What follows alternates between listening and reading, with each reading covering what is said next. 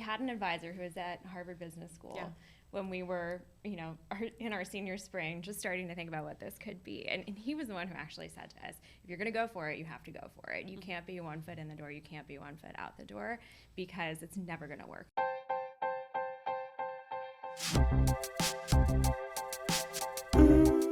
You both went to Harvard. How did you initially connect? What was your... We met, as the story goes, very serendipitously at a cab stand. We were both going the same place.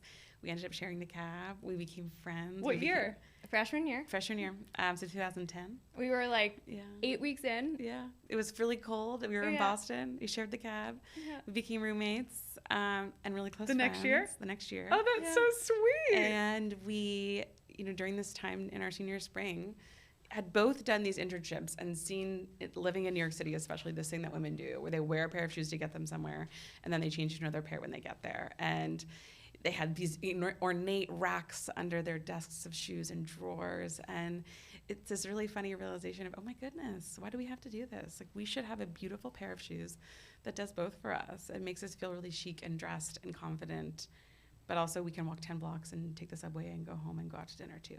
Yeah. And I think the promise and the opportunity of that product, and also at that time in 2014, the idea of that brand that would celebrate comfort in a world that was not often sexy or cool or chic to be comfortable, felt like something so excited we couldn't walk away from it. And so, like, as a shock to ourselves and our parents, decided to call our employers and say, guess what? We've fallen in love with this thing. We really think there's something there. We're probably crazy, but we're 22, so that's okay. We'll figure this out. And we moved to New York. We got an office in Soho. It's just the two of us. Oh, that's so awesome. And we figured it out little by little and made every mistake along the way. Yeah. Meanwhile, my parents were like, you're doing what? I'm not doctor, not lawyer. No, I did follow your rules. I mean, how stressful was that? And how were were you nervous to have conversations with employers that you'd already signed agreements with? That was one of the more terrifying moments, I think, of both of our lives up until that point, where, I mean, you're 21, you don't know anything, and you're like quaking in your boots, calling your manager who gave you this amazing job offer, and you're like, am I crazy? I think I'm crazy, but I'm still going to do this thing.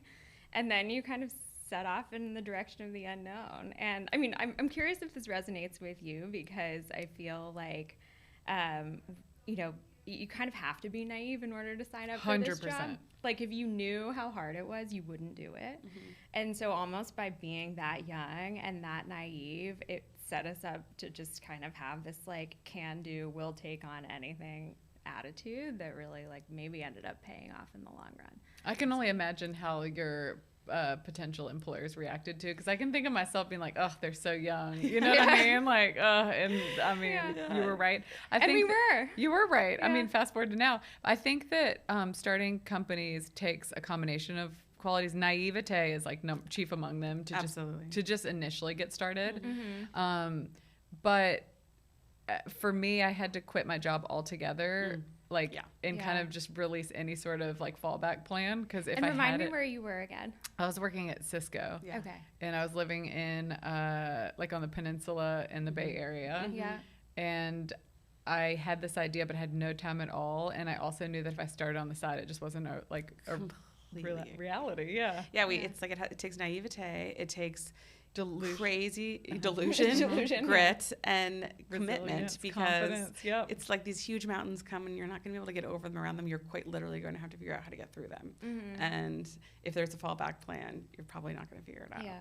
And there is something about that, like committing to it fully, as opposed to having 1 foot in the door and 1 foot out of the door, that kind of allows you to take it on with that level of dedication. And I remember having a conversation we had an advisor who was at Harvard Business School when we were, in our senior spring, just starting to think about what this could be. And he was the one who actually said to us, if you're going to go for it, you have to go for it. You can't be 1 foot in the door. You can't be 1 foot out the door, because it's never going to work if you live that way. You're not going to be good at your job. You're not going to be present at your job. And you're also not going to be able to see this thing through. Yes. Mm-hmm. Yeah, I mean, we've all probably been asked for advice over the years, but the number one piece of advice that I give to wannabe founders is you have to have complete conviction in your end goal. Like you have to just have a vision and be committed to it. And if you do not have that, and I think if you don't go all in, it's impossible.